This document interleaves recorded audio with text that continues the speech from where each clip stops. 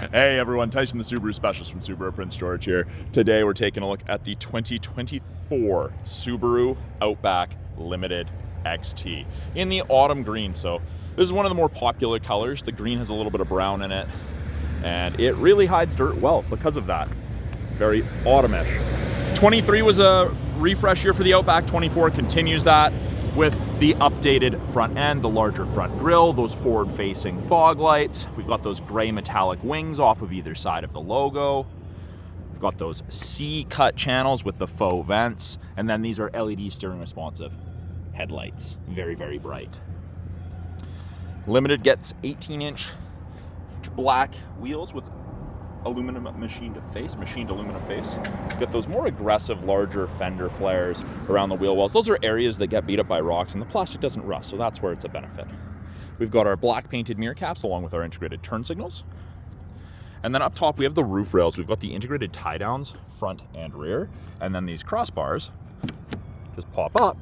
You flip it across, the other side comes over and locks in the corresponding hole. So you have crossbars when you need them. You can hide them away when you don't. And then just a look at the whole side profile. Of course, it's that stereotypical Subaru wagon. You have 8.7 inches of ground clearance. And of course, Subaru's full-time symmetrical all-wheel drive. And this has the 2.4 liter turbocharged boxer engine producing 260 horsepower. So this is an absolute rocket. People don't expect it to have that much power. Good looking rear end. In the rear bumper, we have those little black circles, and those are your backup sensors. That means that if it thinks you're going to hit something in reverse between speeds of 1 and 15 kilometers an hour, it applies the brakes. Absolutely terrifying when it happens. Now, one of my favorite parts of the Outback is the proximity tailgate. So keys in my pocket, I block the logo, it beeps, I back up, and it opens.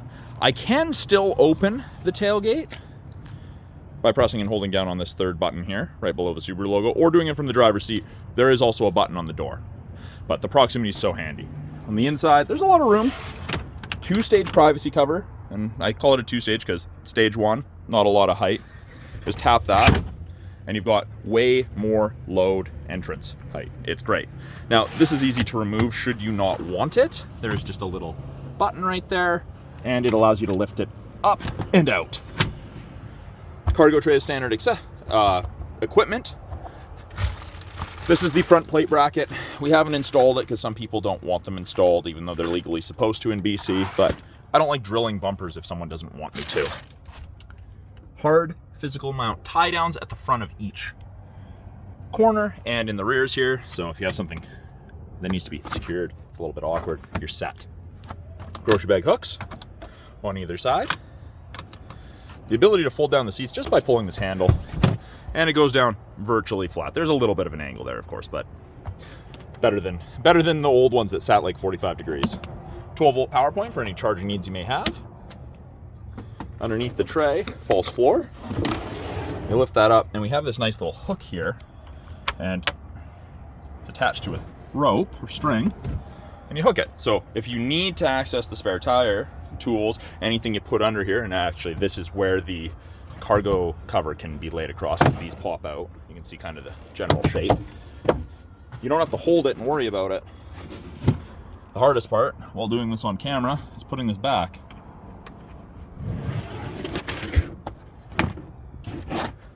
And of course, we do get the Harman Kardon audio system with the Limited, so the upgraded audio system. On the hatch, we have an LED cargo light. We can shut it off, or we can have it set to door. And that just means it's going to turn on when you open it. Now, we have the ability to close it. I can pull down on the handle to close it, or I can press this. This closes it and locks it. And down you go. And it's locked, and we're just going to confirm it's locked. And you're going to be able to tell it unlocks when I put my hand in the handle because the signal light's going to flash. So it was locked. Going to the second row, and when I grab the driver door handle, it does default to just unlocking the driver door. So I've just clicked the Subaru logo twice to unlock all the doors. Second row, there's a lot of room in the Outbacks. You've got great headroom, you've got great leg room. Limited is, of course, one of our top ends, so you get the dark leather upholstery in this. Very, very comfortable. It is perforated, So it breathes a little bit. Fold down armrest with integrated cup holders. And the outer two seats are heated. High and low settings for both the outer two seats. Person in the middle, in addition to having to sit in the middle, doesn't get a heated seat. 2 USBs for charging, vents out of the center console to heat up or cool down the second row more effectively. And on the backs of both front seats, we've got matte back pockets. Lots of storage. Now, we have the ability to recline these seats, and that's hard to do one-handed, but you can see I did recline it there a bit. Now, it's not like you can lay it completely flat, but it's enough that someone could take a rest, close their eyes. In the door, we've got a little bit of storage in addition to a bottle holder. This is soft touch. The armrest is soft touch. Got power windows.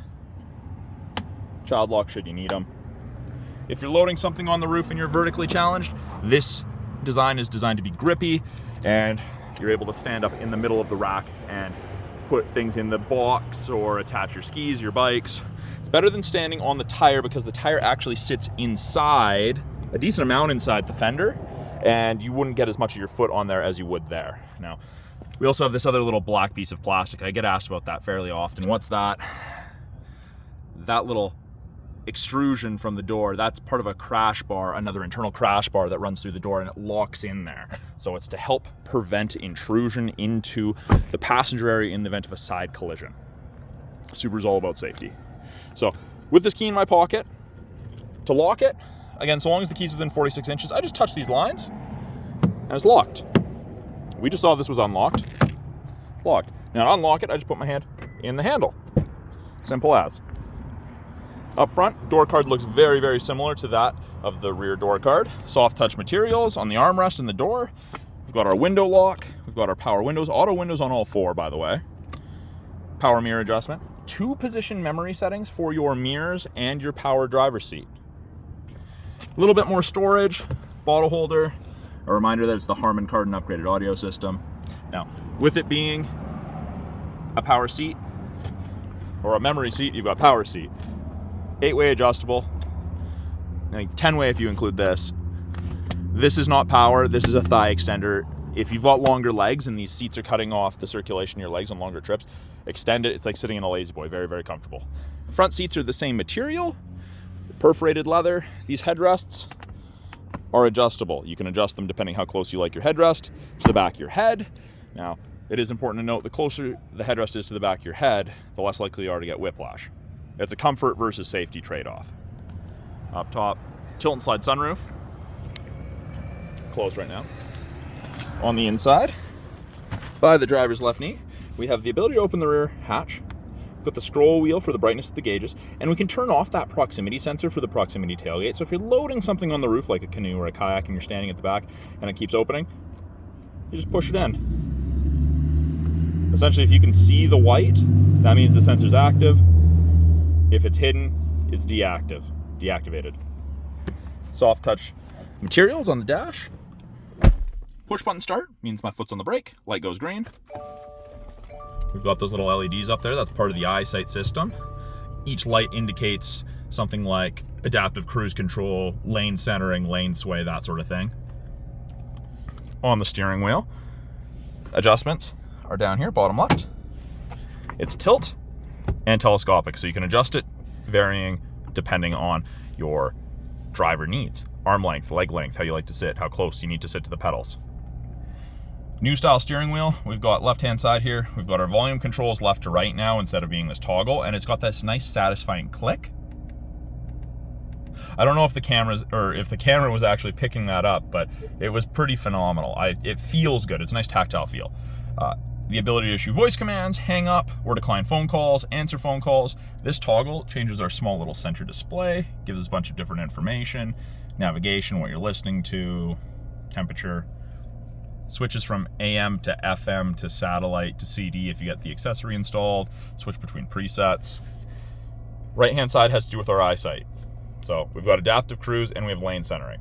Both of those systems use these 3 color stereo EyeSight cameras. These first 2 are the standard ones. This third one, the third wide angle mono camera, that's a new addition and changes the width that it can see left to right. And actually, speaking of visibility, this is sitting right in front of my face. Good visibility in here. I mean, I am a bigger guy, but I haven't had anyone overly on the shorter side tell me that they didn't find the visibility in the Outback good. But I think the visibility in here is great. Adaptive cruise. So when I turn it on, I get an image of the Outback, and you'll see there's 4 bars ahead of it. I can decrease the bars down to 1, as far as 1 by pressing that, or increase. That is the follow distance behind the vehicle ahead of you that you follow at if you catch up while using cruise control. 4 bars at 100 kilometers an hour is roughly 150 to 180 feet. You'll notice that the steering wheel icon disappeared. I turned it off. I turned it back on. Now, we've got these gray lines. Above 60 kilometers an hour, if the cameras can see the road lines, whichever side it can see, whether that's one or both, will illuminate on the corresponding side. And it will actually give you gentle steering input to help keep you in the middle of your lane. I don't recommend it around town. It's great for the second half of a long day of driving. You're way less fatigued at the end of the day. Heated steering wheel, and it is a whole heated wheel, except for right here. There's a little dead spot there, but the whole wheel is heated. Keeps your hands nice and toasty. Now, on the sides of the mirror, we have a little black screen. And that is your, I don't know if you can see it there, that is blind spot detection. So what that is, it illuminates like that on the corresponding side when someone's in your blind spot. It doesn't eliminate shoulder checking, but it's a great aid. You know, you kink your neck or you sleep on it funny, it's great for that. We've got an 11.6-inch touchscreen here, and there's lots of information in this.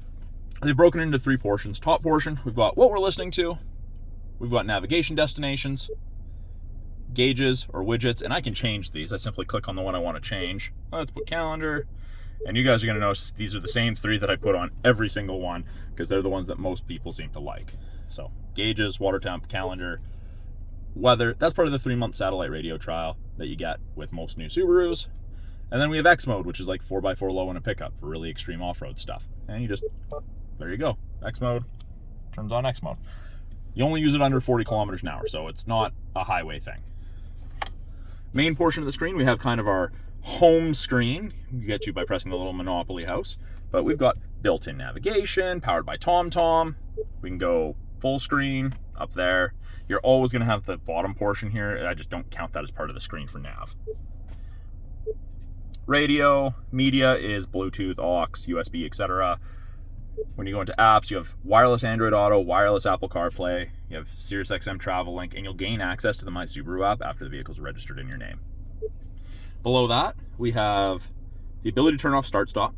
Some people don't like it. It does default to the on position when you cycle the ignition off and back on. It's a government thing.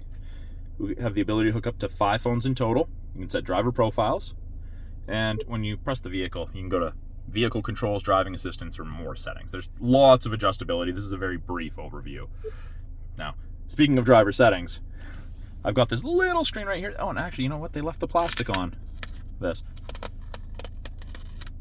It's very satisfying. I don't know if you guys enjoy that sound or not, but this is the driver focus system. So what that means is there's a little infrared camera in there, and I don't know if you've seen it kind of blinking away throughout the video so far, but oh, there we go. It's trying to scan my face, and it's trying to tell me if I'm distracted, if I'm paying attention to the road, if I'm drowsy. You can also do your memory settings based on your face. So you get in, it scans your face, and then it moves your seat, and it'll say hello, whatever you put your name as. It's a pretty cool system. Now, it doesn't like polarized glasses, so it continues to try to scan me, and it's eventually going to say it's going to give up. That's normal. Lower portion here is our climate controls. So we've got our heated seats, and there's 3 stages of heated seat for both the driver and passenger. We still have physical buttons for the temperature, and it is dual zone.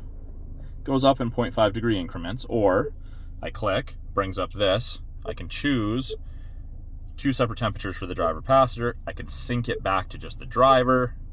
I can control if I want AC, max AC, recirc, where I want my airflow being directed. And if I don't touch that screen for 3 or 4 seconds, it just disappears. So if you're driving and you make an adjustment, you don't need to worry about pressing the X in the top right corner. It just disappears on its own. Below that, we have our nice large fan strength button. It's hard to miss when you go to press it. But yeah, the heated seats, 3 levels. You can just press and hold, and then it shuts it off. It's very cool. It's a very nice system, very, very simple. If you come out of an older Subaru, it seems to be a very natural adjustment. That's what my customers are telling me. Park brakes are electronic. You pull up to turn on, foot on the brake and push down to shut off. wireless charger here, so it's white light right now. It'll go blue when it's charging. So if you put a device in there that's wireless charging compatible, that'll go blue. We also have USB A and C sockets along with an aux. Automatic CVT with manual mode. I have paddles. I can upshift or downshift my gears if I want. And when I put it in reverse, backup camera comes up. You can see sensors saying green, it's good, you're close. Getting close, green. Rear assist braking's on, parking sensors are on. If I started getting closer, we'd get a yellow box, an orange box, and a red box, and when the yellow box comes on, it starts beeping at you. Now, if for some reason you wanted to turn that off, simply a press and release. I can also turn off the rear assist braking, but I definitely don't want to do that. That is great if you have a bike rack or something, you have a hitch installed and the rear assist braking keeps going off, you can turn off the rear assist braking. It's great for that. We have dual cup holders with a drink donut raiser, whatever you want to call it, because these are actually fairly deep. So if you have a shorter drink, it's going to sit in there and you're just going to have to grab it by the lid and chance losing the drink. That's what that's for. Armrest. We've got change/card tray, a little bit of storage along with a 12 volt and VIN stickers that come from Japan. Take that out. Up top, my favorite feature ever, auto dimming rear view mirror. There's no switch to flick. If someone has their brights on behind you, it just automatically dims. It's great. Your side mirrors are tied to the rear view mirror for the auto dimming. It's the best thing ever. I love it. Integrated compass, and then we do have the HomeLink system, so you can hook up to 3 separate garage doors to your mirror, so you don't have to carry a bulky opener on your sun visor or in your car somewhere. Something, one less thing to forget. Up top, we have sunglass storage. We've got SOS and roadside assistance buttons. That's part of the 3-year trial to the connected services you get with most new Subarus. Sunroof controls. We've got our door light switch, so set it to door. When I open the door, the lights come on. We have card holders on both sun visors, and then vanity mirror with light. Now this, you can actually slide. So if you have the sun directly at your left or right, and you're sitting far back, you don't have to be blinded. It's great. It's a nice adjustment that Subaru's made to it. So that is a quick look at the 2024 Subaru Outback Limited XT in the autumn green metallic. Full load Outback, 260 horsepower, 277 pounds-feet of torque. These are absolute rockets. Very, very capable, lots of storage in them.